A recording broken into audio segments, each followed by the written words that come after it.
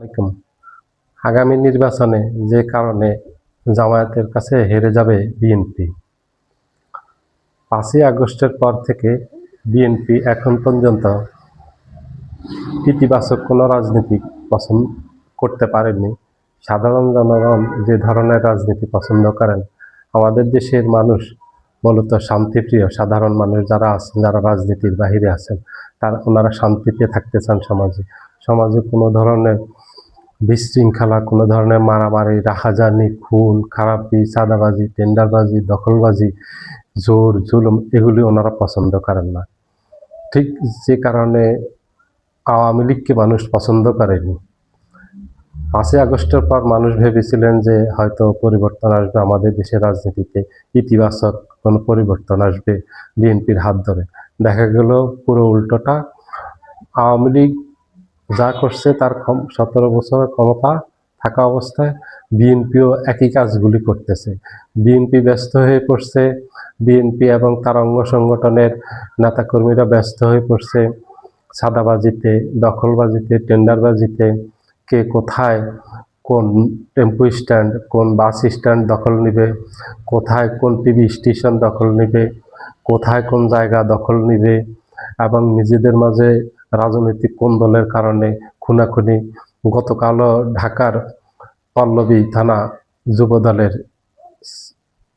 Secretary মারা গেলেন দলীয় কোন্দলে। গত 1 বছরে আওয়ামী লীগ তো মাঠের বাহিরে, গত 15 মাস থেকে তো আওয়ামী লীগ ক্ষমতায় নেই। আওয়ামী লীগ তো পলাতকই বাংলাদেশ থেকে।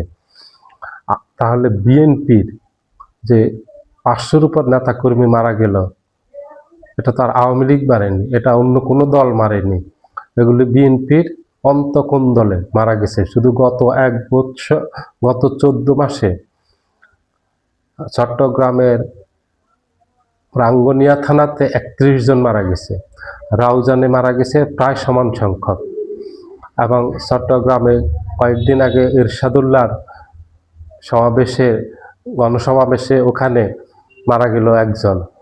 এইভাবে প্রায় প্রতিদিনই দেশের কোথাও না কোথাও বিএনপির অন্তঃকোন্দলে মারা যাচ্ছে,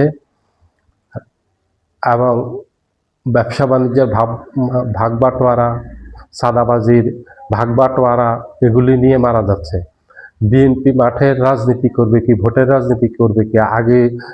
আগামীতে সামনে যে নির্বাচন আসতেছে 26 সালের, এই নির্বাচনে বিএনপি নির্বাচনের তো মাঠেই নেই। বিএনপি ব্যস্ত আছে, বিএনপির নেতাকর্মীরা ব্যস্ত হয়ে পড়ছে চাঁদাবাজি, টেন্ডারবাজি, দখলবাজি এবং নিজেদের মাঝে পদ পদবি নিয়ে, খুন খারাপি নিয়ে ব্যস্ত হয়ে পড়ছে। এই পাকে জামায়াত ইসলামী যেটা করছে, ওনারা করছে ইতিবাচক রাজনীতি।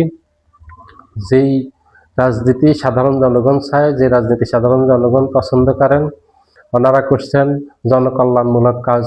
ওনারা সাধারণ মানুষের কাছে গেছেন, তাদের সমস্যার কথা শুনছেন, তাদের সমস্যার সমাধানের চেষ্টা করছেন, মানুষকে আর্থিকভাবে সহযোগিতা করছেন, কেউ অসুস্থ হলে তাকে চিকিৎসার ব্যবস্থা করছেন, কোথাও রাস্তাঘাট, ব্রিজ কালভার্ট ছোটোখাটো যদি ভেঙে যায় ওখানে ওগুলো মেরামত করছেন নিজেরা সরাসরি থেকে।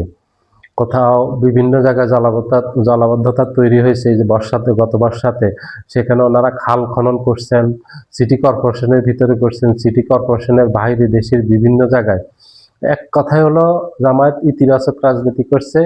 এই রাজনীতির মাধ্যমে জামায়াত গত 15 মাসে জনগণের সাথে সম্পৃক্ত হয়ে জনকল্যাণমূলক কাজগুলি করছেন, এবং জনগণ জামাতের এই কাজগুলিকে সবাই প্রশংসা করছেন। জামাতের কাজগুলি সব মহলে প্রশংসিত হয়েছে, কিন্তু বিএনপি এই কাজগুলি করতে পারেনি।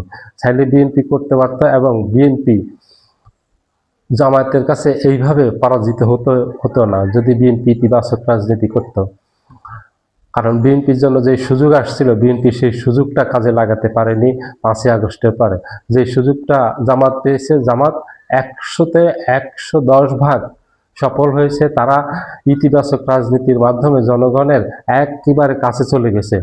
তারা জামাতের যেখানে যারা গত বছর থেকে যাদেরকে প্রাথমিক নমিনেশন দেওয়া হয়েছে, তারা প্রত্যেকটা ডোর টু ডোর গিয়ে মানুষের কাছে তাদের নিজেদের কথা তুলে ধরছেন, মানুষের কথা শুনছেন, এবং মানুষের সাথে সৌহার্দ্যমূলক একটা সম্পর্ক তৈরি করছেন, ইতিবাচক একটা ভাবমূর্তি তৈরি হয়েছে। এমনিতেই জামাতের নেতাদের একটা ইতিবাচক ভাবমূর্তি আছে আমাদের সমাজে, যে তারা পরিচ্ছন্ন রাজনীতি করেন, মানুষগুলো অত্যন্ত পরিচ্ছন্ন, এদের বিরুদ্ধে কোনো ধরনের অনিয়ম, দুর্নীতি, সন্ত্রাস, চাঁদাবাজি এগুলির কোনো অভিযোগ নেই, গুরুতর কোনো সামাজিক কোনো অভিযোগ নেই এদের বিরুদ্ধে। সমাজে এরা একটা ক্লিন ইমেজের মানুষ হিসেবে তাদের একটা ইমেজ প্রতিষ্ঠিত করতে পেরেছেন, এটা যা বিএনপি পারেনি। বিএনপি এখানেই সবচেয়ে বড় ভুল করেছে এবং এই ভুলের মাসুলটা বিএনপিকে আগামী নির্বাচনের মাধ্যমে দিতে হবে। বিএনপি যেভাবে ভাবছে যে হয়তো তারা একক সংখ্যাগরিষ্ঠতা পেয়ে সরকার গঠন করবে, আগামী নির্বাচনে হয়তো বিএনপি 270-80 আসন পাবে, কিন্তু বিএনপি এখন একক সংখ্যাগরিষ্ঠতা 151 আসন পায় কিনা সেটাই সন্দেহ আছে। কারণ বিএনপির এর মাঝে প্রমাণিত হয়েছে গত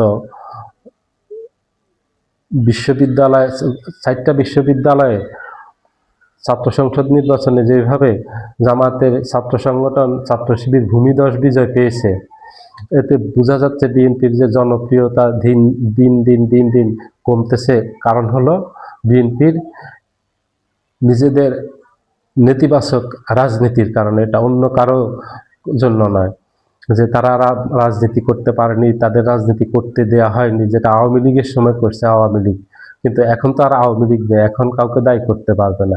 দায়ী হলো বিএনপির এই নেতিবাচক এই কাজগুলি বিএনপির কাল হয়ে দাঁড়িয়েছে, এগুলি দায়ী বিএনপির জন্য। এবং আগামী নির্বাচনেও ধারা হচ্ছে যে জামায়াত ক্ষমতায় আসার সম্ভাবনা অনেক বেশি এবং জামায়াতের সম্ভাবনা